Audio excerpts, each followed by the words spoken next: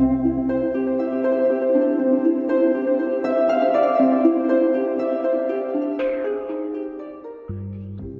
everyone. Welcome to episode 368 of the Juicebox Podcast. Today's show is sponsored by the Contour Next One blood glucose meter and Touched by Type 1. You can go to touchedbytype1.org to learn more about my favorite diabetes organization, or contournext.com/juicebox to learn more about the blood glucose meter that my daughter uses. I find it to be small, easy to use at night, easy to get a second reading from if you don't quite get enough blood the first time, right? They've got those kinds of test strips, and it fits nicely in whatever you carry your diabetes gear in. The Contour Next One blood glucose meter is spectacular for accuracy, and I think you should check it out. So while you're busy listening to Benny's mom, Allison, today talk about a number of things, including social media around diabetes, being hopeful, and a lot of other stuff, actually, remember this. Nothing you hear on the Juicebox Podcast should be considered advice, medical or otherwise. Please always consult a physician before making any changes to your medical plan or becoming bold with insulin. My name is Allison. I am the mom to my daughter, who is 6, and my son, Benjamin, who we call Benny, who is my type 1 diabetic. And he is 4.5. Excellent. Benny is 4.5. And how old was he when he was diagnosed? Is that Benny? Yes, that's him. Bye. See you later. He's going out with his babysitter right now. Nice. Yeah. How old was he when he was diagnosed? Diabetic. Who, the babysitter? Wait, hold on a second. Let's not get crazy for a second. Hold on. Let me slow down. All right, Give me Benny. Benny was how old when he was diagnosed? Benny was diagnosed last March. So it'll be 10 months? 10 months? Yes. And how'd you find a type 1 babysitter? So we actually, where I live in New Jersey, we have a great type 1 diabetic mom group community. Mm-hmm. And so I sort of found her through the grapevine, and one of our friends recommended her, and she's amazing. Very nice. So we've had her for about 6 months now too. Interesting question. Did the babysitter know more about diabetes than you did? Or did she think of it different? I assume she. That was sexist of me. I apologize. Is the babysitter? Yes, she's a. So, yes. I was right. Okay, but that's fine. But how is it? Well, that's an interesting question. Mm-hmm. That's why I asked it. Because she did not know about your podcast, and I found your podcast maybe 2 or 3 days after we came home from the hospital. Wow. How did that happen? I think a little bit of desperation. Dear internet. please. Yeah. So she wasn't really, she didn't know about the techniques that you talked about. Okay. And I had already known. So we had a bit of different management styles. Mm-hmm. And what ends up happening? Is it turn into an employee-employer situation where you're like, just do it this way, please? Or do you kind of let her roll her way? Or how do you guys handle that? I think it's a little bit of both. I definitely give her a lot of leeway, but I don't let things get crazy. Obviously, I don't let him hang out in the 250s, 300s when she's with him. And she always asks me before, can I give him insulin? I need to treat this low. So I would say it's a good mix. Nice. And she understands the overarching ideas between, about what's wrong, how you would fix it, why you wouldn't want something to stay one way or the other. And so it's good, right? Yeah, absolutely. Yeah. And I think the biggest thing is that she doesn't panic. Mm-hmm. Yeah. And that's what's super important to me. Can she charge more for having diabetes skills? She can. Does she? She does, which is good for her. So like a diabetes tax on the hourly rate. Yeah. And we have 2 dogs too, so she also deals with that. Oh my God. Oh, it's too She's much. paid very well. Let me just tell you, if I had to take care of your 2 children and your dogs, and one of the kids had diabetes, I would want somewhere around $150 an hour. Yeah, I wish I was paid $150 an hour. I'd be like, listen, I can watch your kids for $1,000 a day round if we keep it under the table. But if we're going to pay taxes, I'm more in the 1,500 range because you've got these dogs and these kids, and it's a lot of work. No, I'm joking. But it that's can be very cool. chaotic. Of course. That's very cool. So do you have a babysitter because you day drink or you have a job? So I don't currently work. Mm-hmm. I have our babysitter come once a week. So when Benny was first diagnosed, it was crazy. Obviously, that's what happens to everyone. I pulled him out of pre-K. I quit my job. Our whole world shifted when he was diagnosed, which I'm pretty sure happens to everyone. And so I have her come so that he's in pre-K in the afternoons, and he gets to spend some time with someone else who's not me in the mornings, which I think he enjoys. I would like to have spent some time away from my mom when I was younger, actually. So you're saying you're trying to pass this off as this is for Benny, not for you. And I like, by the way, that when I asked if you day drink, you did not say, no, Scott, I did not get No, I'm totally day drinking right now. Right now. No, but that's cool. So so that you get a babysitter once a week to give yourself a break and give him a break and let everybody sort of, find their own space. It's also nice because, sorry to cut you off, but because she has diabetes, I don't have to think about diabetes for the couple hours that she's with him. Mm-hmm. It's a little mental health thing. It's a little mental health thing. Yeah, for sure. I'm down. I like it. Okay. Let's start slow. Benny was diagnosed, but he was only diagnosed 10 months ago. You found the podcast very quickly, which is interesting. Yes. Was that seriously through a Google thing, or did you ask a person? No, it was not through a person. It was definitely through Google or, just searching, type 1 diabetes on Apple Podcasts. Gotcha. What kind of technology is Benny using? So Benny is MDI and he has a Dexcom. He's had a Dexcom, I want to say for about 8 months. Mm-hmm. How are you finding that method? We like it. We're used to it. He is sort of a creature of habit. Mm-hmm. And so he is really comfortable with the shots.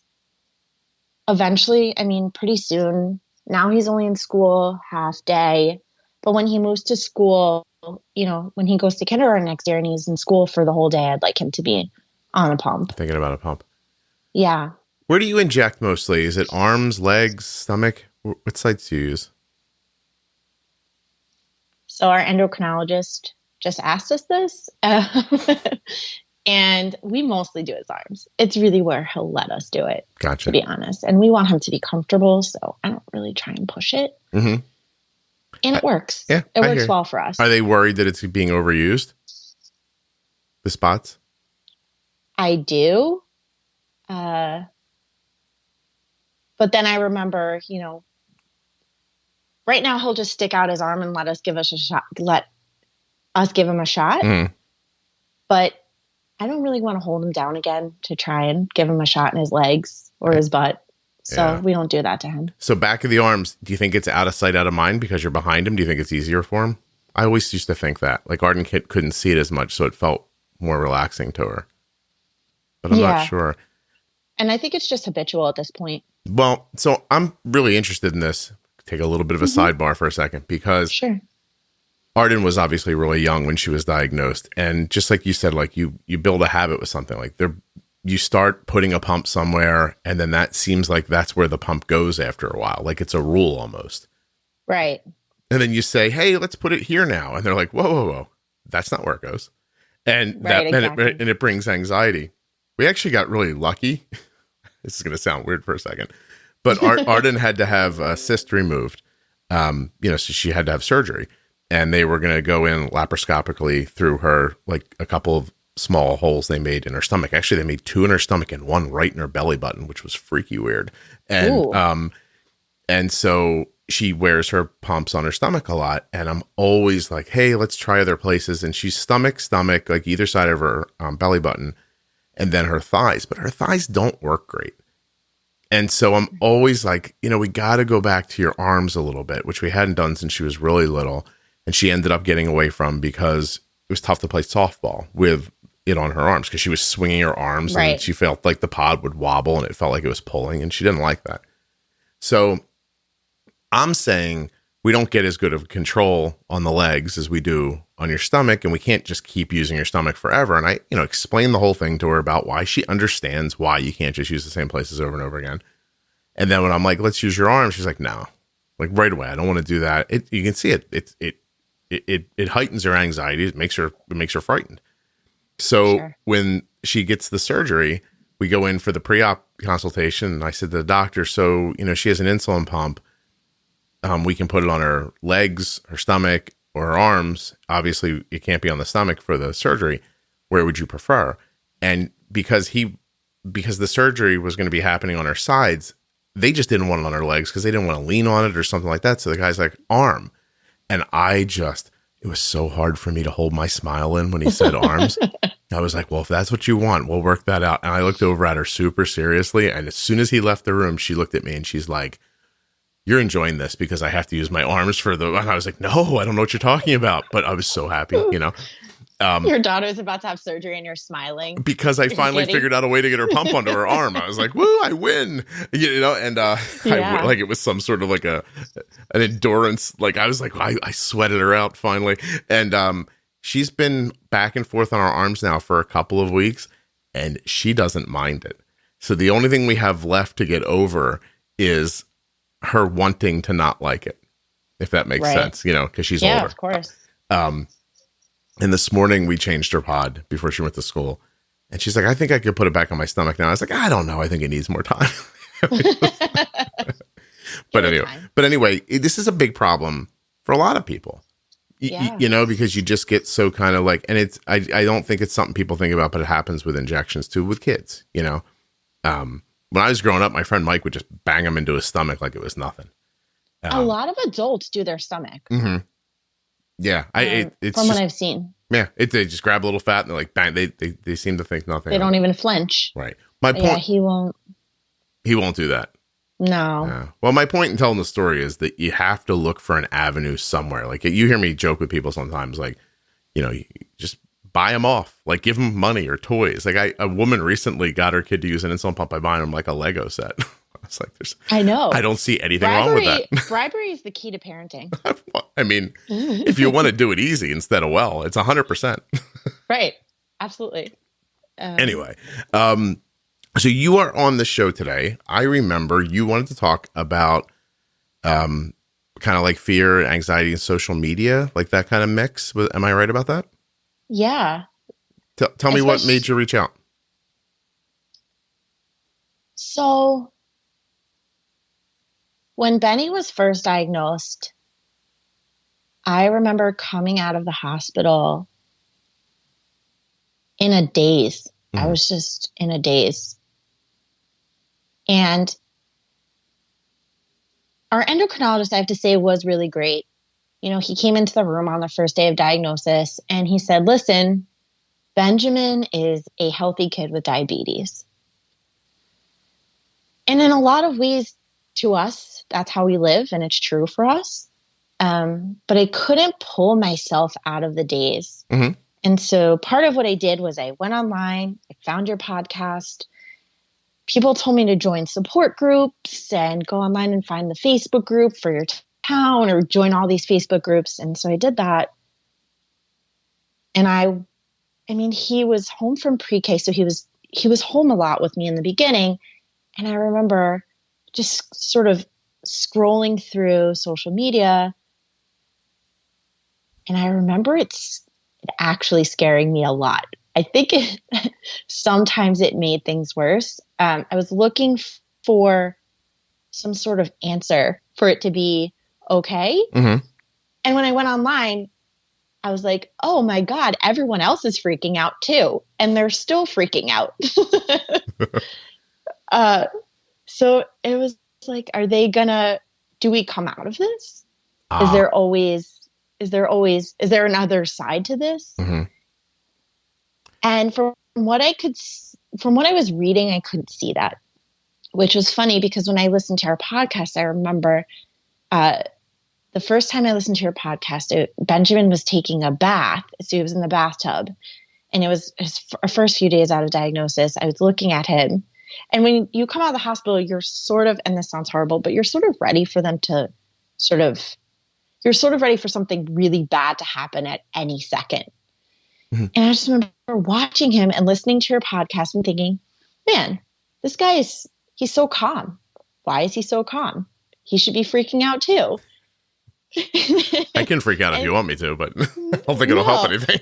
Yeah, but you know what I mean? You were talking about diabetes like it was diabetes. Mm-hmm. And I hadn't really encountered that anywhere else. Okay. Well, I didn't know how you were going to answer the question, and I'm not going to lie. I'm excited about how you answered the question. Because good. I'm glad. Yes, I'm glad that's a response. And I'll tell you why. Because first of all, it's the internet, right? People don't go to the internet to say great things. That's not what the internet's for. The internet's for, it's for email, it's for pornography, and it's for complaining. That's what the internet is for, as near as I can tell. And dating, mm-hmm. Now that the app world is, and that's not even the internet. It is, but that doesn't even work well. So everyone, you know, for most people, don't you love it once in a while where you're like, we met on Tinder and we're married now? I'm like, you're the one story of that, aren't you? But okay. Talk to you in a couple of years. It's more like I met someone on Tinder. Now I hide in my house. But seriously, I know nothing about dating on Tinder.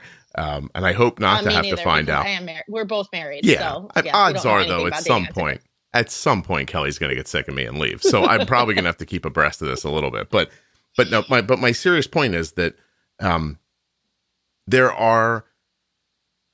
think there's levels of thought. Right. You can look at a problem and see the surface, and that's easy. Most people can see the surface. Every once in a while, somebody gets confused and think they see one thing when they see another thing. You know, we talk about that sometimes, like the pencil in the pocket kind of an idea, like, right, you think you know what you're seeing. But when you start chipping away at ideas, there's levels after levels after levels, and things compound, and they come in from all different angles and perspectives and change the problem. Things are not easy. Nothing is easy to understand, right? You need a wide view. You need to be calm. But most people look at something, make a snap judgment, and then that's what they think of it. And in the diabetes space in general, there are some people who talk about it really thoughtfully. And, that's why I love Jenny, because Jenny breaks things down. She thinks on levels. She sees what impacts from places you don't notice. But then there's just some people who say things like, don't share your graph online. It makes people sad. I'm like, right. How do you know that? It made you sad. That doesn't mean it makes people sad. It means it makes you sad and you have a blog. So now that's a rule. You know what I mean? Like, I don't get that. And then I heard from someone recently, do you mind doing Arden's lunch real quick? No, go ahead. Hold on a second. Hold my thought. Exciting. Is it? All right. Hold on a second. First, I have to find out if she's hungry because she's in the middle to the end of her period and she has not been as hungry lately. We bolused really heartily for dinner last night. She's like, I could eat all this. Gave her the insulin, and like 3 seconds later, she's like, I don't want this soup. I was like, you have got to be kidding me. And now her friends are sending me pictures of themselves instead of answering my question about. It's past the phone time at school. Yes, I'm getting photos of people. Not insanely is the answer to my question, are you hungry? Sometime today, I want you to head over to touchedbytype1.org to find out more about my favorite diabetes organization. Their mission, of course, is to elevate awareness of type 1 diabetes, to raise funds to find a cure, and to inspire those with diabetes to thrive. They have all kinds of great programs and services, and you can find out more about them at touchedbytype1.org. At contournext.com/juicebox, as soon as it comes up at that website, not a lot of English so far, but at contournext.com contourenext.com/juicebox, you're going to find right at the top of the page a photograph of Arden's blood glucose meter. I know it's hard to get excited about a blood glucose meter, right? But this one is inexpensive. It uses strips that work incredibly well and have second chance testing. So if you touch the blood drop but don't quite get enough, you can go back in again and try again without wasting the test strip. But honestly, we can talk about the portability of the meter, how bright the light is at night, the things that you are going to end up caring about. But what can't get lost in all of this is the accuracy. This thing just works, right? You're going to get a good, accurate blood glucose test with the Contour Next One blood glucose system. And if you want, there's even an app to help you make sense of all those numbers that goes to your Android or Apple phone. But if you don't want the app, it's okay. You can just use the meter. So with the app or without the app, you're going to be holding in your hand a blood glucose meter that's going to give you a number that you can feel confident about. And it's affordable. So if your insurance covers it, obviously that's easy. But there may be some of you who find that the cash price for the Contour Next One blood glucose meter is less than what you're paying for your other meter through your insurance. All this is well worth the 5 minutes it's going to take you to figure it out. contourenext.com/juicebox. There are links in your show notes and links at juiceboxpodcast.com for this and all of the sponsors. I love this meter. It just works. It's easy. That's what you need. You need easy. You need works. This isn't rocket science. Life's tough enough. It doesn't need to be made tougher by having some old 10-year-old meter technology that's giving you a number that you can't trust.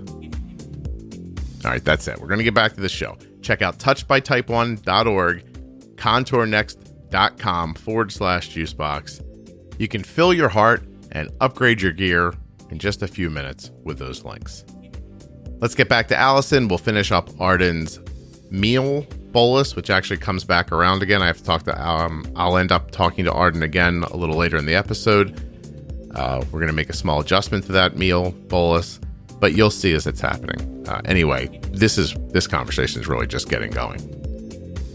I never say this inside of the ads for some reason, but thank you very much for supporting the sponsors of the Juicebox Podcast. They really are the reason, in total honesty, that I can keep the podcast going and free for you to listen to. And when you click on the links, it helps. So thank you very much. Thanks for your support. And I hope I'm thanking you for your support by bringing you good quality advertising, not just, not selling you a mattress or something like that. This is stuff that you can use that I think most of you are going to find to be really valuable in your life. All right. That was just a little babbly right there, but here comes Allison.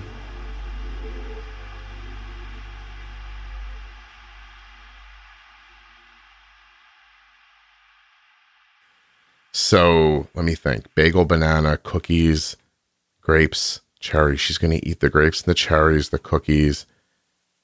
20, 35. I bet you she eats half of the banana, 45. Why don't we do 55 carbs? People are like, he got to 45 and then just added 10 for no reason. You're right, I did. Hold on a second. Oh, there it is.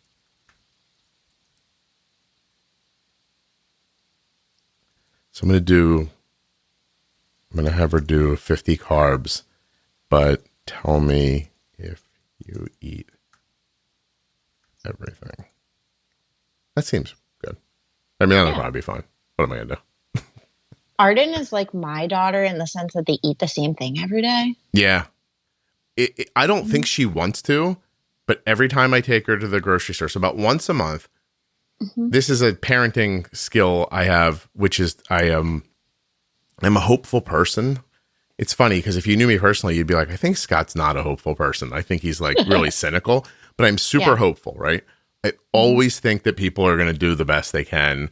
And I try things over and over again when they prove out wrong. Doesn't matter. I'm like, this is right. I should do this. So my kids, I take shopping with me once a month and I'm like, walk around the store, find anything you want to try. I'll buy it. And every time they buy the same stuff, they never try anything new. And it never works. So it's not that Arden's repetitive because I'm like, look, these are the 5 things I buy. It's just she won't try something new at lunchtime. But at any other point in her life, she'll mostly try anything. She's no real aversion to any food.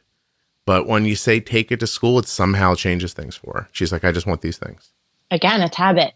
And also, I tell my daughter, I say, look at what the other kids are eating in your class. Is there anything that you like? Do you want to steal anyone else's lunch ideas? Mm-hmm. Anyone's snacks ideas? Go for it. No, it's okay. We made my son meatballs for years, wouldn't touch them. One day he's at his cousin's house. They have meatballs. He was probably pressured into eating them. He comes home. He goes, hey, you know what I like? Meatballs. My wife almost killed him. Like, I thought she was going to like throw him out of a door. Like, you know what I mean? Like, she's like, wait, we've been throwing meatballs away for 6 years. I have to say, though, that's good peer pressure. Yeah, right? That's like when peer pressure works. Well, that could be the title of this episode. When peer pressure works. So back to the social media idea, right? People, they see something and they just say to themselves, well, this is the answer. This was my first thought about this. And so this is the answer. And that's just not how things work. So, so you see a lot of times that happen. Don't share your graphs. It makes people feel bad. Well, I happen to get to talk to more people than just my own thoughts. And what I hear overwhelming from people is seeing someone do well is hopeful. It doesn't beat you up. It's not great. It's not a great feeling to see like, oh, wow, there are people doing this and I'm not, if you choose to see it that way. What you should choose to see is that's possible. And I say that on this show a lot. You see somebody doing better than you at anything, you should think, oh, that's possible. Don't be jealous of them. Be excited that that's a thing that happens. And, it's not that a person with a flatter graph than you or a lower graph than you is lucky. They don't have a better kind of diabetes than you do. They know something you don't know. Find out what that thing is. And, yes, absolutely. Let it inspire you. And rip them off. Just like the idea of the lunches. Boy, this is really coming together. You would think I planned this. Full circle. Seriously.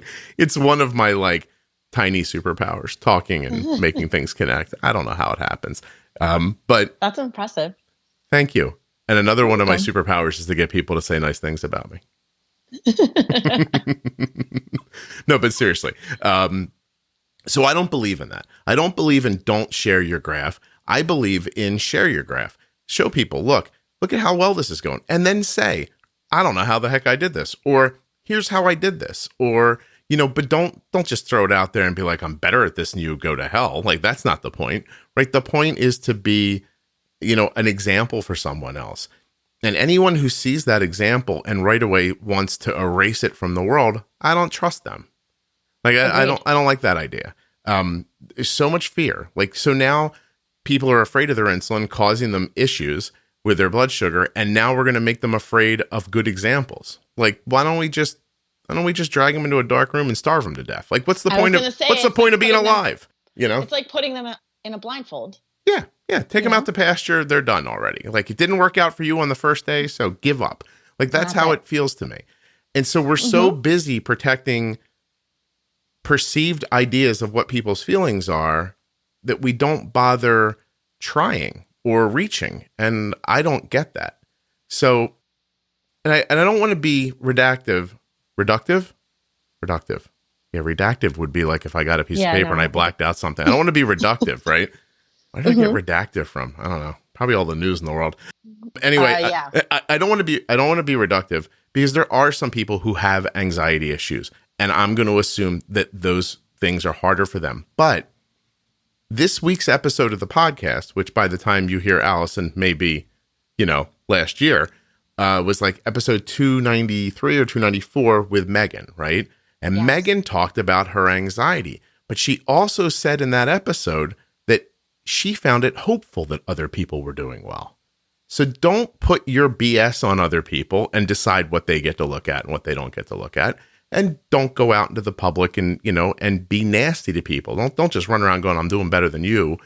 Nah. But, I don't know. I feel very strongly about this. I don't like when people dumb down this space. And it happens more often than it should, I think. Yeah. And I think there's also another sort of layer to it when you're talking about the fear. And I think that's fear as a parent, which I'm sure you experienced with Arden, especially when she was younger. Mm-hmm. I think people, once Benny was diagnosed and as the days started to pile up, we're 10 months in now, and there are days that we don't think about diabetes all day long. Yeah, of course. We don't. I don't look at him and I don't think diabetes. I look at him and he's Benny and he's funny and he has this amazing personality. And he's growing into this. He's still little, but he's growing into a person. Mm-hmm. And I think it's so hard for some parents because they're so afraid to sort of snap out of that and see their kid as a kid with diabetes and sort of not the other way around. And I don't know how you feel about that, but I've seen it on so many levels. Was there a time when you never thought this time would come? Oh, yeah. Okay. The first 2 months, mm-hmm.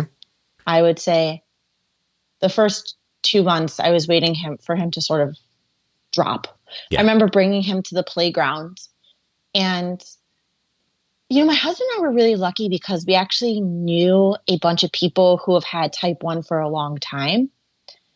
And, my husband went to high school, elementary school and middle school and high school with a woman who now is an endocrinologist. She's had type 1 forever. There's someone he worked with who's had diabetes for a really long time, type 1. And I also have a friend who has type 1. And they were super supportive in the beginning too, which I think really helped us sort of get our feet on the ground.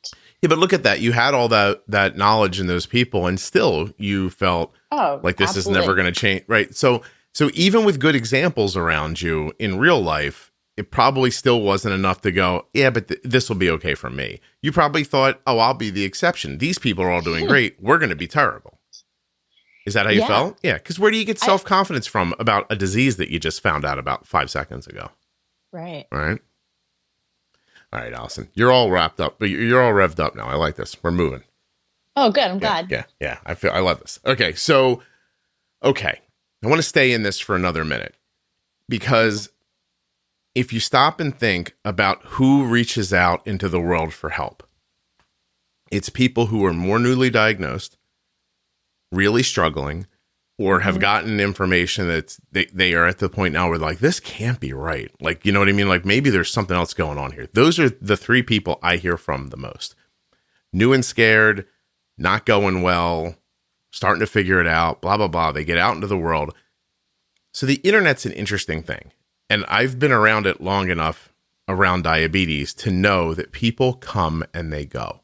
And that's hard to hear, right? But I will interact with someone this month that I won't know 6 months from now, right? They'll just be gone. With any luck, they won't need the Facebook page anymore, or they'll keep listening to the podcast, but they won't interact over social media.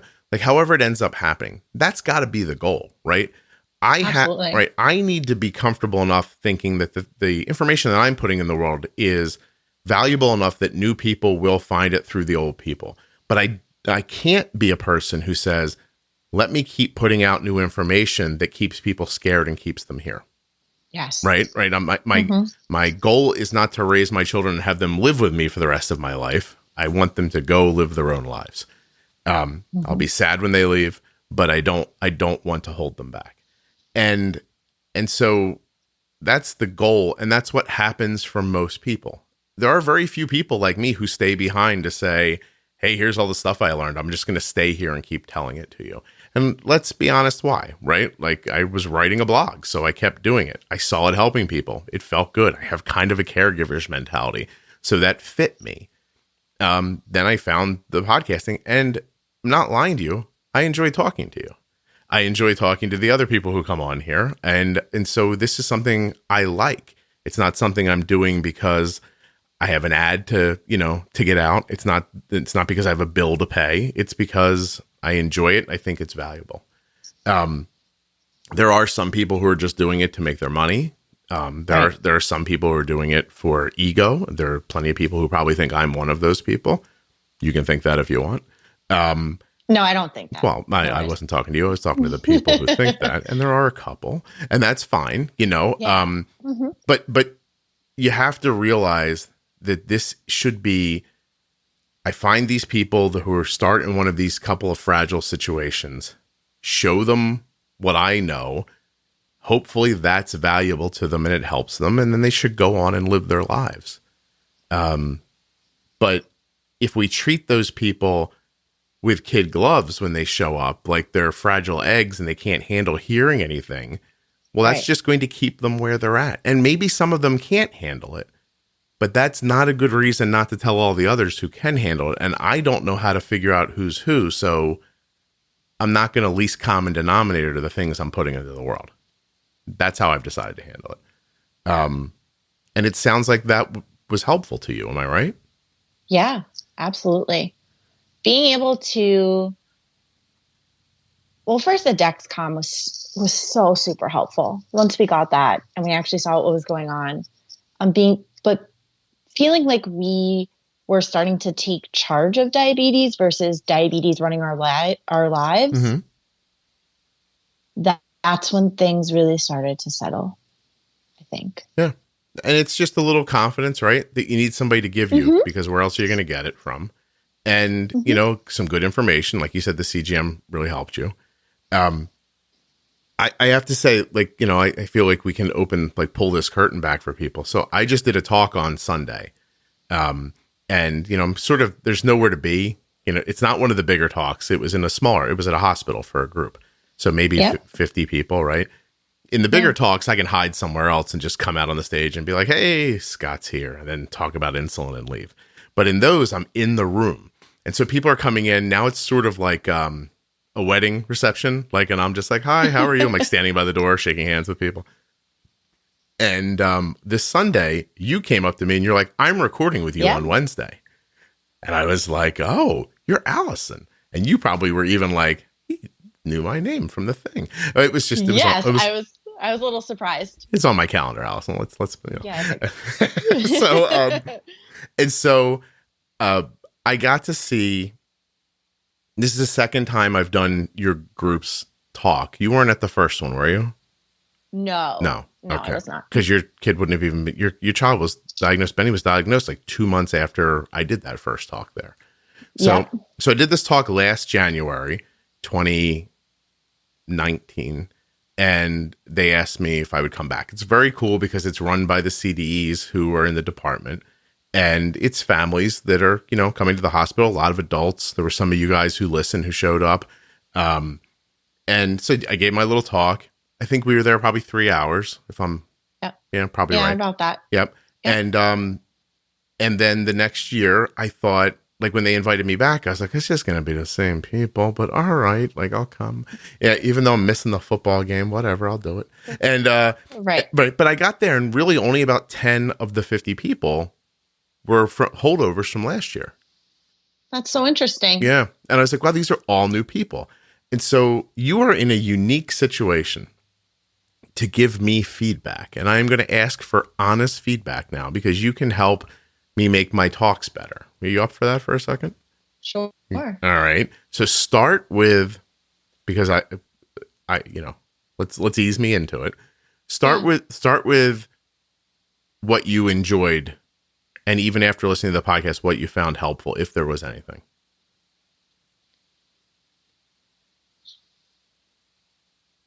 Okay. I'm going to edit out that pause so that, no, I'm just kidding. No, because I'm trying to think of it as someone who has not walked. See, I had already listened to your podcast before. So a lot of the things that you were talking about, I had known already. Okay. Well, then just from listening to you. Let's ask this question then. Yeah. Does it work live or do you need the podcast? Was there enough time? Well, did I get it out? That what you said was really amazing. It really struck me when you said something about, I'm not here to give you something like, this is totally spitballing here, but you said something like, I'm not here to give you the intricacies of this. I'm here to give you the overarching ideas that I use that I know that work for all of these other people. And I'm doing this so that you're interested enough and you see hope enough to go to the podcast and really listen to what I have to say. And you brought home the ideas well enough.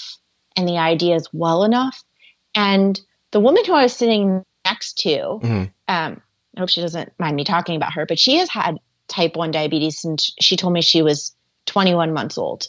Wow. And I could see that she was really understanding what you were saying. And she had not really listened to your podcast. So she was sort of new to listening to you. And the things that you were saying, she was, nodding, saying, yeah, I get it. They make sense. They're logical. And you use real world ideas and concepts to bring those things home. Right.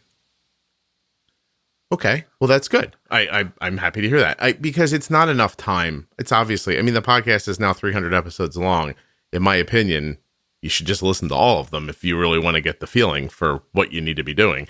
But I obviously don't have 300 hours. So yeah, my thought is these are the main parts. Here's the big idea. Here's an example of how it works. Can you, just get them to the point where they're like, yeah, that does make sense to me. And then they're going to have to go home and find out more on their own. Like some people, it's amazing. Some people just from that talk, they leap right into it.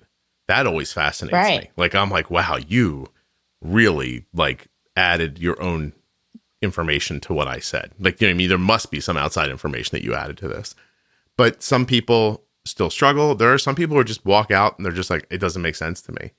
And they might never try it again.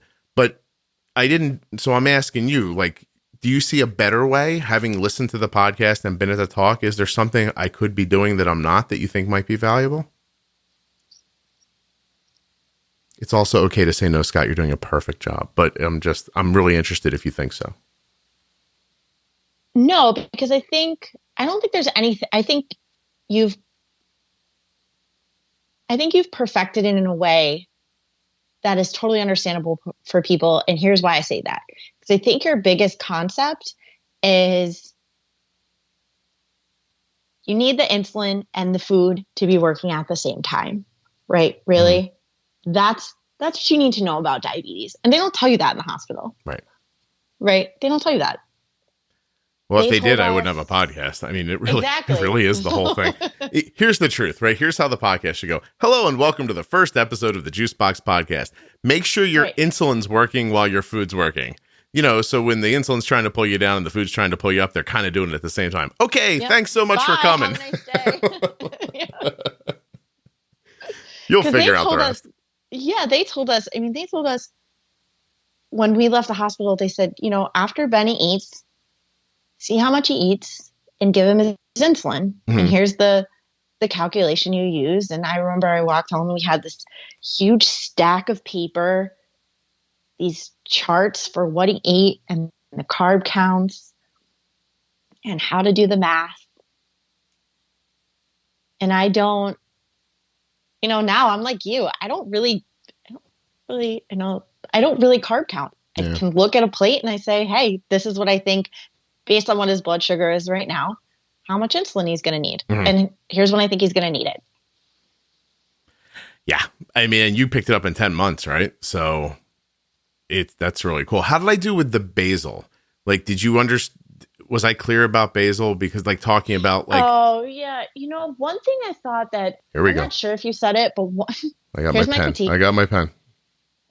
You were saying a lot that Basil is the most important thing, which is what I've found 100%. If we can tell on a day when Benjamin's Basil is off, that his Basil is off. His graph is crazy, which doesn't happen very often. But with MDI, it's a little hard because sometimes, you get sort of one shot at it. And sometimes if we don't hold it in long enough or we haven't pulled it out exactly the amount that he needs, his Basil will be off for the day. Okay. Which is annoying. But one thing that you said on the podcast that you didn't say in the talk was that it's sort of the volume. And that's how we look at it. And we sort of base our Basil on how fast his blood sugar tends to move up and down. So when so on the bad days, we get a lot of skyrocket up, crash. It doesn't happen often. Right. But then also we can tell overnight how his Basil is doing by sort of where it lands, sort of the volume it lands at. So sometimes we get a good 100, 95, 90. Those are when his Basil is on. That's when his Basil is on point. Mm-hmm. So I'm not following the volume part though. You mean like an analogy about sound, or do you mean about like liquid, like volume, like enough? No, I mean like sound. Okay. I mean like sound. So like turning it up and down. I didn't say that. I felt like I did. Maybe you stopped listening. You might have been like swept up with. I can't believe the guy from the podcast there is so exciting. My God! By the way, if you thought that, seek mental health. You need a psychiatrist. But I felt like, but I will make sure I wrote it down. I will double make sure that I say it like so. That analogy works for you. The idea of turn 100%. It up until it, and then bring it back down again. Okay. All right. Good. Thank you. Do I talk too fast? Well, you're from Jersey. You don't care. No, no, I can. No. You're just like whatever. I can hear anyone. Yeah. You could have 6 people talking at the same time. You'd be like, yeah, I get you. Yeah. I'm either listening or I'm not. Yeah, right. So, how fat did I look? That's important to know. Was I doing okay? I mean, I'm trying my hardest. You know what I mean? No, you look fat. Yeah, that's what I thought. I seriously, a week before I go to any speaking thing, I literally cut out carbohydrates. I ate no carbs. I tried to drain all carbs. Fingers crossed. I just drain all the liquid out of my body right before I go to when I get there in the morning. Like, do you want to eat? I'm like, I feel like that would be a bad idea. That was also a smaller room. Mm-hmm. So I'm sure you're like, no, I'm sure you're used to, and you were, sort of on our, like you were saying, you're used to talking on a stage. You were sort of on our level. Yeah. So you did seem a little bit nervous at first, but then you got into it. Well, because I'm like, I don't like the angle you're looking at me from. Yeah, I'm like, oh, geez, I know how this must look. It's also, I'll tell you the one thing where I probably don't look completely like settled yet is that I'm not. So, right. So I don't know if you've ever spoken to a bunch of people with the intention of saying 10 things that are kind of complicated, but I would assume that most people have it down to some sort of I don't know. I just stand up there, and 5 seconds before I start talking, I think to myself, explain how insulin works to these people. And then I start talking. I don't think one of my talks has ever been the same. When I left there, I asked the CDs. Just interesting. We had a conversation at the end I had with the 3 CDs, and I said, how did I do? It wasn't real repetitive from last year, right? And the one was like, it didn't seem anything like last year. And I was like, oh, good. And then at the same time, I was like, maybe that's not good. Like, how do I, because I said the same stuff. I just didn't say it the same way. Sure. Because I just don't want it to become repetitive. But it was funny. And you don't want it to sound scripted too. Yeah. That to me, then it would get boring. And then if it's boring, then you're not listening. And then it is boring. Yeah. Because if it was scripted, it would be boring. Oh my God. Well, talking about diabetes, it's not like I'm not telling you the story of the time that me and a hooker and an elephant, got in a plane and went to, by the way, it wasn't a hooker or an elephant, but me and somebody got into a plane and did a thing. Okay. I get that. Okay. That's good. It's funny because at the end I said, I'm sorry if I went really long. And they're like, no, this was fine. I was like, the truth is, and I said it to you a little bit earlier, in a perfect world, I'd go in and I'd go, look, get your basal right. Learn your pre-bolus time. Try to stay flexible, bump and nudge. You're probably going to use more insulin than you think. You're probably going to use more basal than you think. All right, I'm out of here. You know what I mean? Yeah. Like in the end, that is what I'm there to say. And so do you find stories helpful? Like, did you find like the boy in the Cheerios? Like, did you find that story interesting for thinking about how food impacts insulin instead of? Yeah, 100%. Okay, good. All right, good. All right, I'm doing fine then. What am I worried about? Yeah, no. I think going off experience stories, it makes it relatable. It's easier to listen to, and you're still bringing home the key concepts. Yeah. So I really did think you did a good job. Thank you. Really good job. Was it weird that at no point did I show you a picture of Arden? Did you ever think maybe the guy doesn't have a daughter? He's making this all up. No, I just think she probably doesn't want you to show her picture, Good. so you don't. Yeah, she's like, don't put my picture up there. I'm like, gotcha. Yeah, I didn't even ask her. Too. She was just like, I don't like, even though like the podcast, like the icons in the podcast and everything, they were always pictures of her when she was really little, like 3 years old. And one day she was like, I do not want to look like a baby on the internet. And I was like, gotcha. So we just did away with them and, went to something else. All right, cool. All right. So where do you go from here when your kid's only 4.5? You've had diabetes for 10 months. Like, this is a long haul scenario for you, right? Like you're thinking about the next 20 years. Right? Maybe you can marry him off in his late 20s and get some girl to help him. But like this seems like how do you plan for the long haul? Do you think about it? Are you more of a one day at a time person, or what are your big ideas around Benny's diabetes? Yeah, that's a really interesting question. I think I'm a little bit of both. I don't know how you have a long-term plan for diabetes. I'm just hoping one day within the next 20 years, he'll have some sort of weird robot part that just handles his diabetes for him. I don't know if that's ever going to happen, but we do the day-to-day. We really do the day-to-day. Yeah. And is he so small right now? It's probably just about like, let me get him to school with a pump.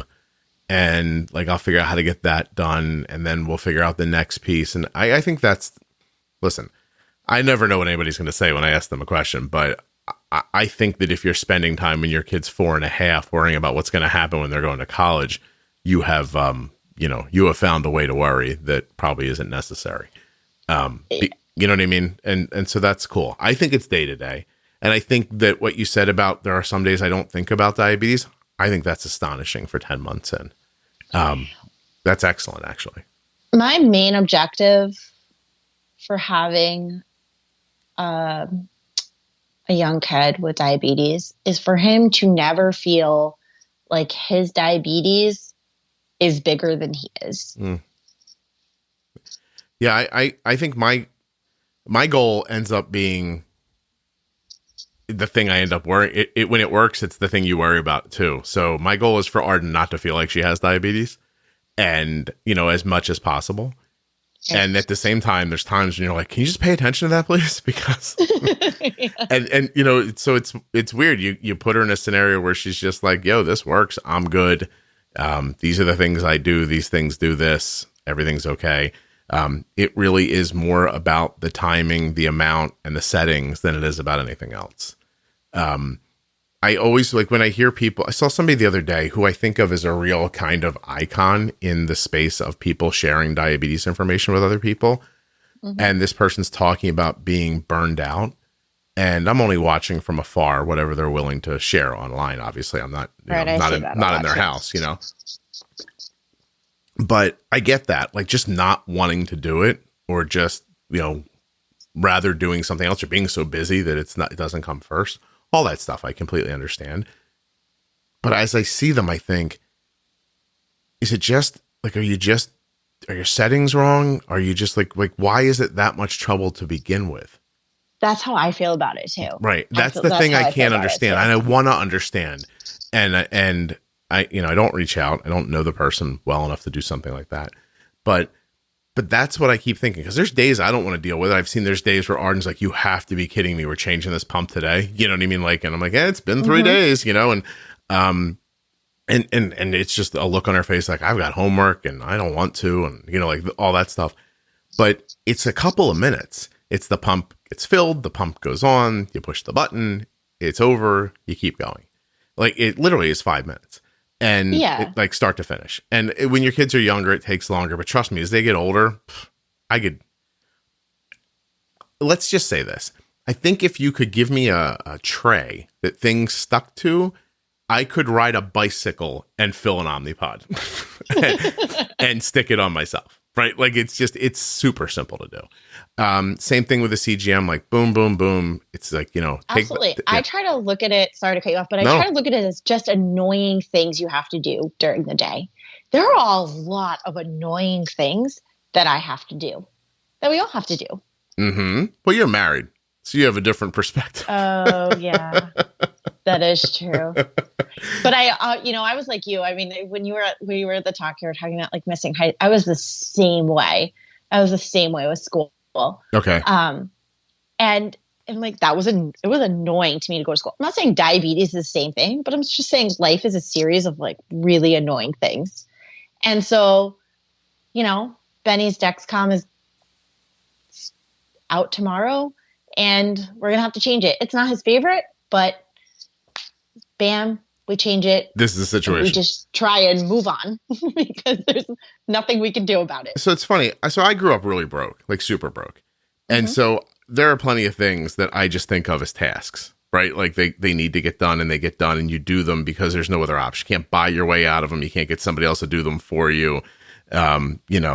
That stuff. Like I've just always grown up that way. Like just put your head down and do it. But at the same time, I think that if you want to know one of the reasons I feel like I'm successful with helping my daughter with diabetes, it's because I see my to-do list as very fluid. And so when I make a list of things in my mind or on a piece of paper or on my phone that I need to get done both today, this week, this month, this year, those things just, they are constantly reordering themselves. You know what I mean? Like I don't write the list down and now go, I did the first thing. And now the fifth thing is yelling at me, but I have to do 2, 3, and 4 before I get to 5. Like my brain does not work like that. I'm like, all right, 5 is ringing. Yeah, me neither. 5 now goes to 1. And so now I do 5. And I think you'll find as you go along that there are some things in life that you would be nice to get done, but if they don't get done, it's not really the end of the world. And, pay your bills on time, that stuff. Make sure there's food in the house, that stuff. But, you're really meant to, I don't know, sew a hole in a pair of pants you have and it doesn't get done. It doesn't get done. You can't make yourself Do you do that? Do you sew holes in pants? No, you don't sew holes in pants. You sew holes closed. Oh, so I'm just kidding. No, I didn't. I was joking. You didn't have to apologize. Will I stitch up some clothing if I like it enough and I don't want it to keep ripping? Sure. I've been a stay-at-home dad for 20 years. Mm-hmm. I clean toilets, take out the garbage, clean the floors, do the dishes. The other day, I'm mumbling to myself, and Arden goes, "What are you saying?" And I said, I'm saying, wash the pan, make the pan dirty, wash the pan, make the pan dirty, wash the pan, make the pan dirty.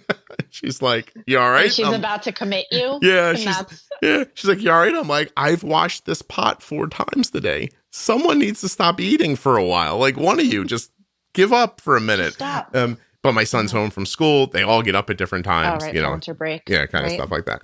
I don't know. But I'm not washing the pot thinking about, the thing that's 10th on my list, I've pushed down 3 times. And I don't get mental about that stuff. And I do that with diabetes too. There's what's important. It's like nice to haves and need to haves. So then I take care of the needs as the needs turn from nice to need. That's all. Mm-hmm. Yeah. And then sometimes nothing needs to be done. And that's when you relax and coast, right? I mean, is that not life? Maybe I'm wrong. Yeah. I don't know. Good moments, bad moments, annoying moments. Right. And here's one for you, if you want to get a little deeper. Sure. Every day's not going to be terrific. No. You know what I mean? Like if you wake up every day going, this day better be terrific. Like I better be happy and smiling. I'm not saying like I'm walking around like dragging myself around thinking like, I just need to find a window to toss myself out of. But I'm just saying like some days aren't super exciting. You said something earlier that I thought was very mature and like indicative of a parent and a married person. You said something like the days started piling up. And I thought that is interesting. If you've been alive for a while, you realize there are a lot of days.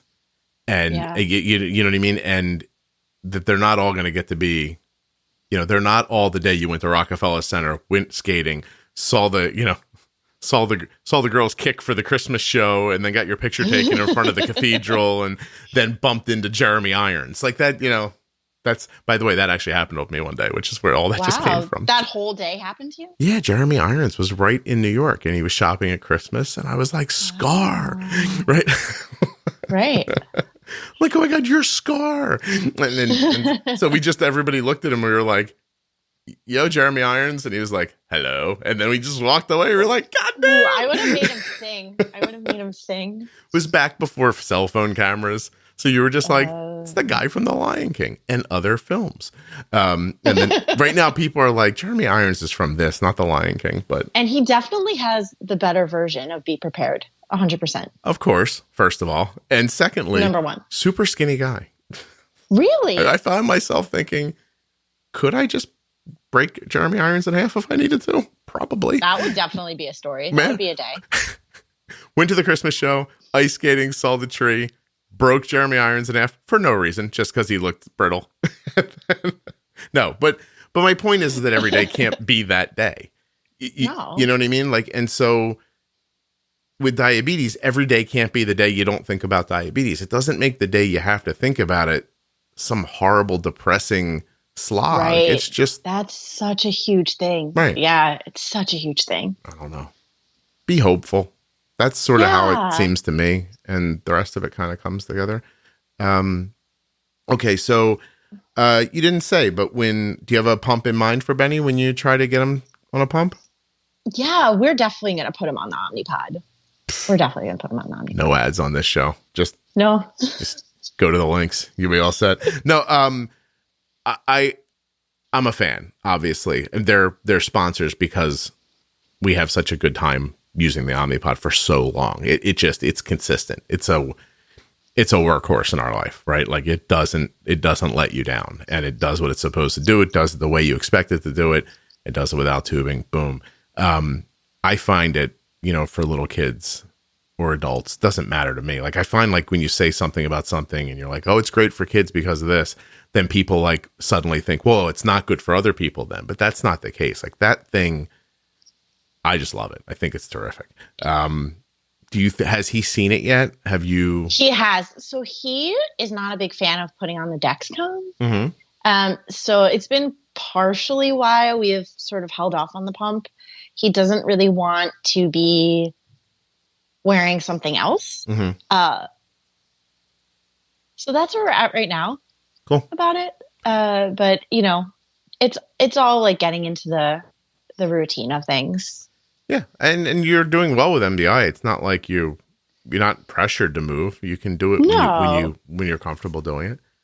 Do you mind sharing what does success look like? What are your goals, day to day and A1C to A1C? So when he was diagnosed, we caught it really early. So he was maybe 7 something when he was diagnosed. Mm-hmm. With the honeymooning and stuff like that, we were able to bring it down to 4.7 2 times. And then his last endo appointment, which was last month, he was 5.6. I think that's very respectable. Yeah. Yeah. So we do the best we can. At school, now that he's been in school since September, that time is harder because he's not with me. Mm-hmm. Although he has a great team at school. The nurse is great. His teachers are great. They follow the Dexcom. They're really vigilant. Although they don't shelter him, which is sort of what I really asked of them. Sort of like, just treat him like every other kid. He's fine, but also make sure you're looking at his Dexcom. Yeah. I realized that you say that to people, some of them don't really hear it. Like they do, they pretend they are, but I'm just going to, it's my hope, but Arden's in high school. She's a sophomore. She doesn't look like, she looks like every other kid. And there are 2 drop-off points in the front of Arden's high school. One that's right at the door, like a loop that takes you right to the front door.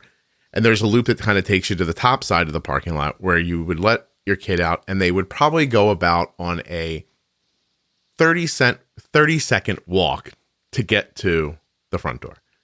And they kind of like moved around how the traffic went. And one of the principals said to me one day, hey, I just moved the traffic around. You should try the top drop off, like inferring the drop off that takes the 30-second walk.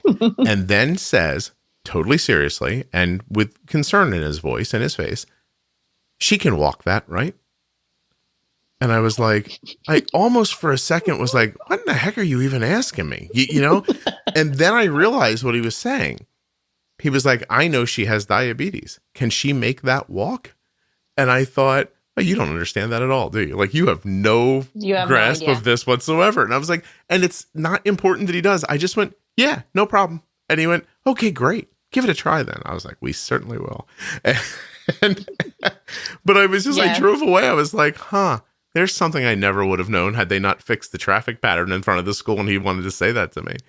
But he sees her as different, even if he doesn't say it out loud. Right. And I think that's probably fair.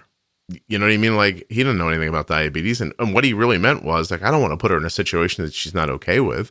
Like, he wasn't being like, you know, your busted up kid can walk, right? Like, he was just like, you know, oh, I made this suggestion to you, and now I realize maybe I shouldn't have. And he was just trying to figure it out. There was no malice. You know what I mean? It was a perfectly... Right. It was innocent. Completely innocent. But I just think sometimes people really expect other people to completely understand everything. And I'm like, I don't even completely understand the stuff in my life. And, you know, I've used this analogy in the past. If you got on here and started telling me about your disease that wasn't diabetes, I'd have no idea what I was talking about. Yeah. I would just be like, wow, that's amazing. I might speak to you about it more carefully because I know, you know, how people have spoken to us. Oh, hold on. Arden's back. Excuse me 1 second. Sure. Didn't eat the chips or the cookies. Oh, look at me. But that means she ate the bagel. Then I want a bolus more. How many more? 9, 18, 3 more units.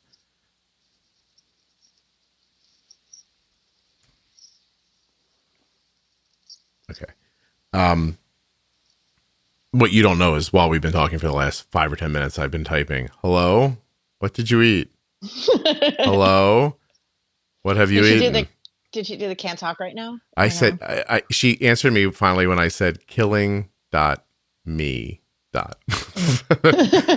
I got, what? Oh, I didn't eat the chips or the cookies.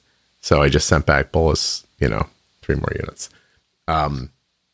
Yeah. Hello. It wasn't no. Oh, I told you guys that at the thing. Oh yeah. I don't know if I ever say that here. If I call Arden, it's not when I text. If I give up and call to get the ring to kind of get her attention, because she's not ignoring me on purpose. She's just not hearing it. Yeah, she's just busy. The minute her phone rings, she, for those of you who have an iPhone, she swipes up on the thing and hits like, I'm sorry, I can't talk right now. So it sends me, it stops the phone from ringing and then sends me a text that says, I'm sorry, I can't talk right now. That's supposed to be my clue that, all right, I'm paying attention now. What do you want? But this was texting. I've been texting her. Hello. Sometimes I text her name one letter at a time. That seems to piss her off, in case you're wondering. A. Yeah, I could see that. R. D. She's like, what?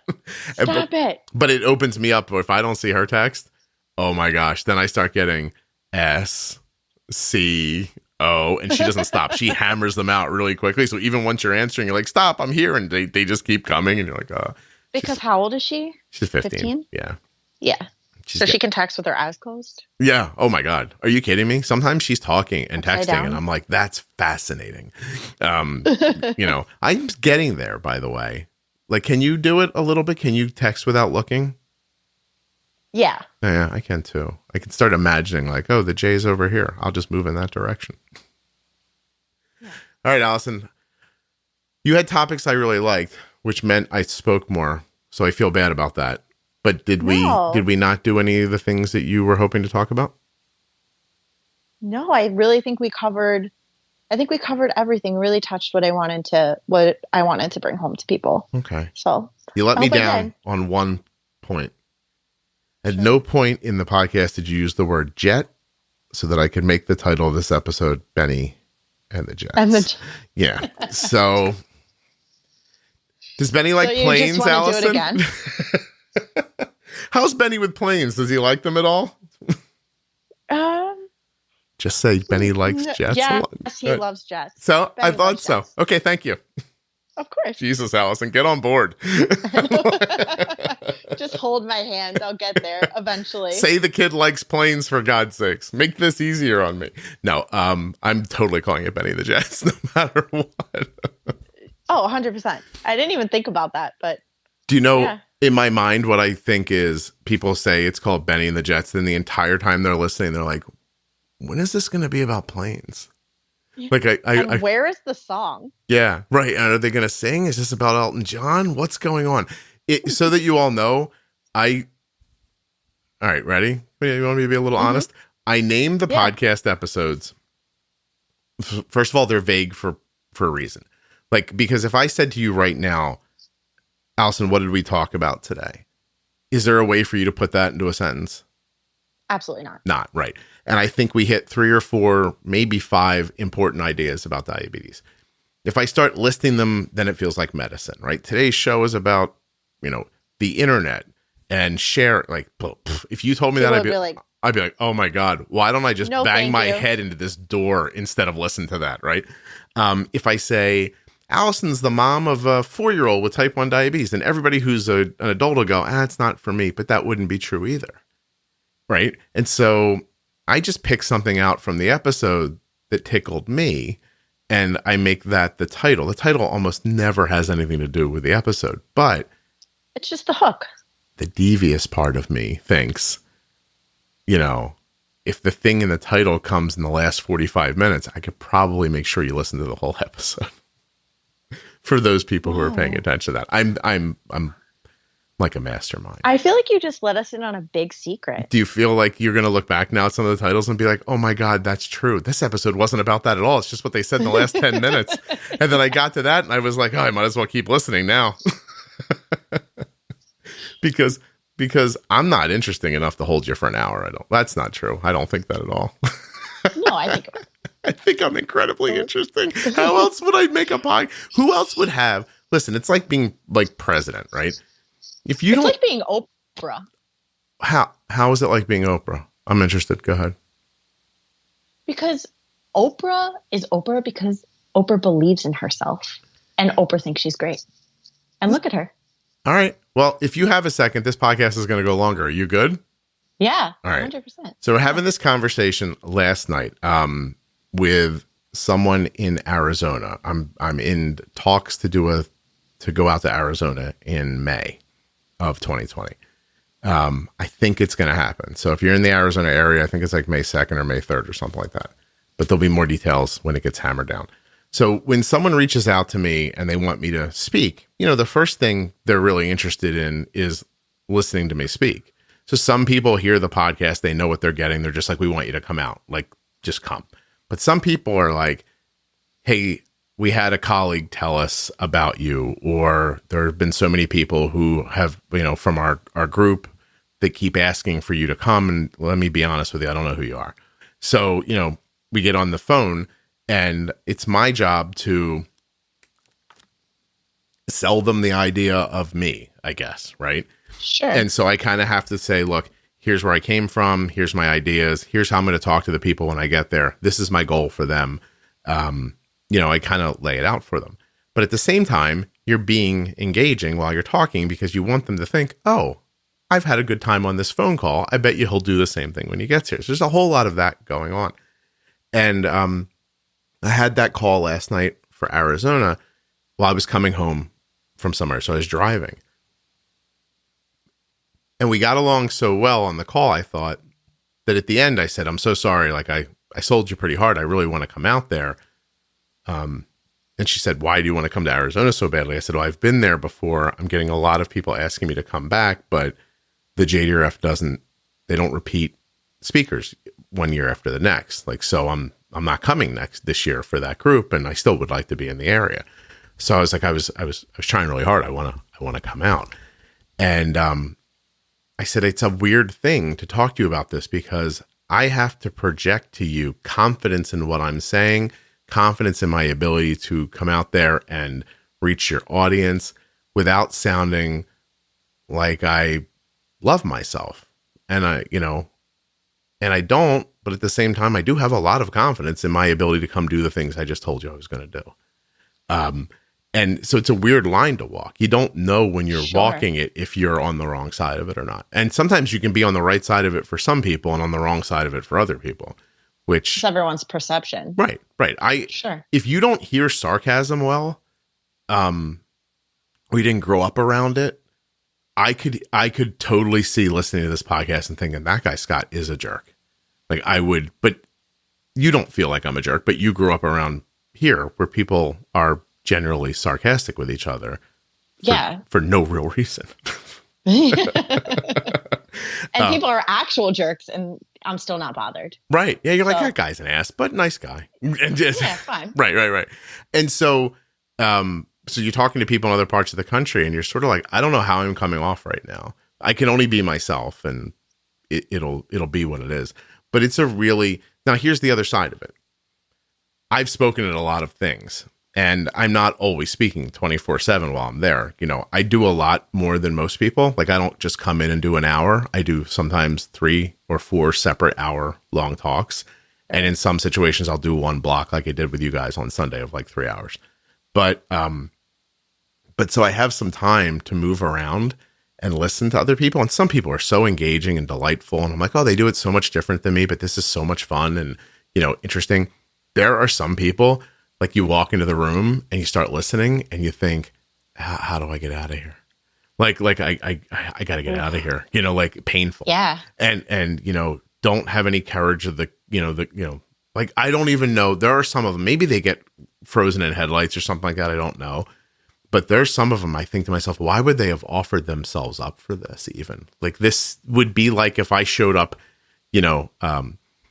at the Sixers game tomorrow night. And I was like, I could play center for you guys tonight. They were like, really? We need a center. And I'm like, absolutely. And then I got out there and realized I was, 5'9" and 50 years old. Yeah. It's like the bad people that try out for American Idol. Right. Sort of like that. Like, you're just like, why are you here? Like, why did you think this was a thing you do? It's not, but then sometimes they're done and they're so pleased. And I was like, oh, wow, this is interesting. So I talk to the people who put these things on. And sometimes I ask, like, how frequently do you have someone in and you're just like, woof, we missed on this one. And they're like, every year there's someone where you're like, who told us this person was good for this? And it's sad. Like it hurts because I'm going to tell you right now, if I do have ego around something, I don't want to show up at something and speak to an empty room. Like that would crush me. I'd be like, oh God, there's no one in here. I'm going to fake a broken leg and get back on the plane. But I saw a person one time speak to 3 people in a room that held 150 people. And I felt terrible for them. Like I don't think I would be able to do that. Yeah, like what would you do? Like, right? Like, hi, I don't know. Everyone. Why don't we introduce ourselves? I guess. Like, I wouldn't know where to go from there. I'm telling you, if that ever happens to me, the next thing you'll hear from people is Scott got sick and he had to leave. I feel like genuine confidence comes from 3 places. 1, your ability to fake it, right? Mm-hmm. You have to have like some sort of ability to like really be able to put on a show, fake it, smile, act like you know what you're talking about. And I guess maybe 2. And then really listening to other people, right? So if someone is like, it's like you asked me, you said, how did I do in my talk? Right? Because you were genuinely curious. I am. Because you're going to take what I say and you're going to use it next time. Right. If I said, Scott, you sucked, you'd be like, oh, okay. I would say why. I would say, tell me why. Right. Yeah. Well, I think that, being not that I wasn't being serious before, but I was being a little flippant at one point, but being completely serious, I am confident with the information that I'm giving, right? That I think if you listen to the podcast, you'll know I won't answer questions I don't have an answer to. I don't pretend to know something I don't know. But the things I do know, I'm confident that I know. And the confidence comes from writing about it for 8 years, talking about it for 5 years, having all these conversations with all you guys and the people that I have these conversations privately with. Like that's practice. You know what I mean? It's that I'm confident about. Time and experience. Yes. I never feel good about how I feel like I look. Like I'm not going to lie to you. I wish I was 6'2" and, more handsome and dashing. Like, but I'm over that. Like, I don't care that I don't look like that. That doesn't bother me anymore. But it did in the beginning. It was hard in the beginning. I was like, I stood up there and I thought, oh, I don't look the way I think a person doing this should look. But that it turns out not to be a problem. And I was able to work through that. But you're right. It's not even the faking it part. It's the faking it to yourself. Like, you have to believe you belong there saying it. Yes. That's really you're not faking the information. You're faking that it should be you, because no one has that confidence that it should be them. Like what do they call that? Imposter syndrome. We all feel like we're imposters in our lives, right? Like you put it in a really good way. Yeah. You really managed to say what I was trying to say. And that's the other thing that I know I do. Like, I know that I say complicated things simply. But I've seen that throughout my life. I didn't just decide yesterday that it would work and take advantage of it and go like, oh, I'll speak at your thing because you asked me to. Like, I didn't speak at something until I was confident that I could do it, until I had practiced at other places. I didn't just wander in somewhere and be like, yeah, let me tell you all about this topic. And by the way, some of the topics aren't topics. Here, if you have a podcast of your own and you're still listening, you deserve to know this. You know, the problem with your podcast is that you try to make one episode about a topic. No topic eats up an hour. That's pompous. Okay. You don't know enough about a thing to fill an hour about it. Do you know what I mean? Like, you're not a lecturing, like, and by the way, how bad is that in college when they get up and lecture for 2 hours? Like, exactly. Yeah. So one of the problems with podcasts is some of them try to pick a topic and talk about it the entire time. And there's there's nothing's that interesting. And also it doesn't allow for the fluidness of conversation. Right. Or the idea that you might say something I didn't expect you to say. You know what I mean? Like, and that's why I don't like to talk to people beforehand, because I asked you a question earlier and I was like, oh, I like the way this answer went. But you could have answered the opposite and that would have started a different conversation. And, then I don't know, it makes sense to me. But I don't know, like some of them, you're just like, my God, like, all right, it's 45 minutes later. I get it. Swear to God, I'll recycle. Leave me alone. I'm sorry. I'll do it. Please stop talking about that. Are you trying to beat me into submission here? Like, is that what's going on? Even when I had the idea to bring Jenny in and do pro tips, I was like, today we're going to talk about one idea. They're still conversational around the one idea. It's not part 1, part 2, part 3, this step 1, 2, 3, 4. I just don't. I mean, maybe there are people who can talk like that, but it's not me, so. Right. But also those episodes that you have with Jenny, the shorter one, they're not an hour. Yeah. They're usually not that long. Right. Yeah. You talk about the thing. You're done talking about the thing. And we're done. Yeah. And then you're done. They don't keep beating it. I'm just like, this horse is dead. Let's move on. This is how you pre-bowl. It's not like, let's get out of here. Right. I appreciate that. I really do. I have to admit, like, this is the 6th season of the show and 6th year. I complained in an episode recently about podcasts that are like have 8 episodes. I'm like, that was season 1. I'm like, no, what? All right. But I've been doing this like a really long time. I feel as comfortable now as I ever have. I feel like the shows are getting deeper, but not in a bad or boring way. And I really do enjoy doing it. Like, you'll know when I stop enjoying it because I'll stop doing it. But I really love this. And again, I haven't said this in a while, but the super secret of the podcast, it's not that secret, is that these conversations really help me help my daughter. And then that in turn helps me talk about it on the podcast. So it's sort of a very uncommon thing that's everybody's giving to it and everybody's getting from it, which you don't see sometimes. Yeah, absolutely. It's very cool. It's like the ripple. It's the ripple. Yeah, no, it's 100%. It's wonderful. People like you come on and you open up about your life and, everybody grows along with the idea. So I love it. I'm very happy you did this. I appreciate you. I'm sorry. I'm holding you up now. I appreciate you coming on. And no, of course. I was so happy to come on. I really appreciate that. I really do. It was very nice to meet you. I know while I was talking on Sunday, I said to Allison, I was like, this is disconcerting because you look just like your avatar picture. and it really did. And then you were like, oh, good. You mean my Facebook picture? Whatever. My you know what I mean. picture. Isn't that what, aren't Facebook? See, what do you got to make me look old for? They used to be called avatars. Okay. Like your little picture of yourself on wherever you are. I'm not sure. It might be called that.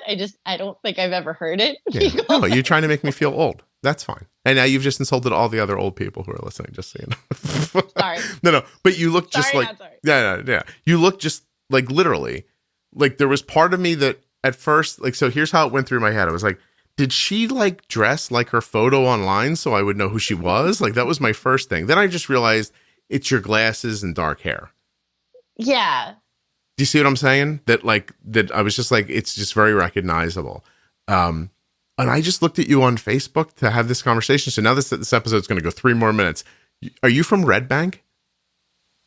Yeah. I was born in Riverview. I love Red Bank because of Kevin Smith. It's so nice there. Yeah. That's why. That's 100% why. That's how I found that town. Like yeah, 20, so nice there. 20 years ago, I was like, yo, you guys know Kevin Smith opened a comic book store in Red Bank? Like, and we like, you know, we're like, we're going. And here's the thing people who don't live in New Jersey don't realize. You can drive across New Jersey in like 45 minutes. Yeah. No, it's right. It's not bad. It's not bad. There's a part of central New Jersey where you basically can go from the entire western part of New Jersey to the shore in literally like an hour. And so the first time we got in the car, we're like, oh, it's going to be a trek, you know? And then an hour later we were there, we're like, oh, that went quick. And then, and then there was Kevin Smith's comic book store. And I'm so happy you said Central Jersey. Yeah. Oh, isn't that something? There is like a huge thing where some people say Central Jersey does not exist, but I always say that I grew up in Central Jersey. Right. People in the Trenton, Princeton area are considered South Jersey to anybody north of them. As if I consider that South. Right. As if the southern part of New Jersey doesn't exist. But there's a southern part down below Philadelphia. That's South Jersey. And so this is central. This is not a difficult thing. You look at it and the middle is the central part and the north is the north. Right. But everybody gets that wrong. Everybody's always like, you live in South Jersey. I'm like, no, I live in central New Jersey. Like Jersey, everyone has an opinion about it. It's so Jersey. to disagree about something so simple that really can't be disagreed about. So inane. Yeah. So what is it that the real southern part of New Jersey people think of as Pennsylvania? They think of it more as Philadelphia, right? Do you think? Yeah, I just think of Wawa. Wawa. And I think we have Wawas now here. They're everywhere. There's one in Red Bank. There is one in Red Bank. I know. I've been to it. It's 10. Really? Of course I have. You were 10 minutes from my house growing up. And you never knew it. I went to Kevin Smith's film festivals in that little theater right there in Red Bank. Count Basie? Yeah, at the Count Basie Theater. I've been to the Count Basie Theater a half a dozen times in my life, always to see Kevin Smith's movies. That's so funny. And you're saying you grew up like 10 minutes from there. Yep. And now here we are. All right. Now Allison does not live in I don't live there anymore. Red Bank anymore. Don't go looking for your weirdos. So don't try and find me. Yeah. Yeah, I'm not there. Now, one of you out there right now is like dark hair and glasses. Red Bank, you say? Just pull yourself together. Turn yourself into the cops if you're thinking that, all right? Don't worry. I'm pretty sure they'll find about I don't know. More than one Allison? More than one Allison with dark hair and glasses in Red Bank. All right. Leave Allison's alone, for God's sake. All right, Allison, I'm going to say goodbye. Hey, huge thanks to Allison for coming on and talking about her life and Benny's type 1 diabetes and bringing up so many great topics. Thank you also to Touched by Type 1 and the Contour Next One blood glucose meter for sponsoring this episode of the Juicebox Podcast. Go to contournext.com/juicebox and touchedbytype1.org to support today's sponsors. There are links to all of the sponsors right there in the show notes of your podcast player and at juiceboxpodcast.com.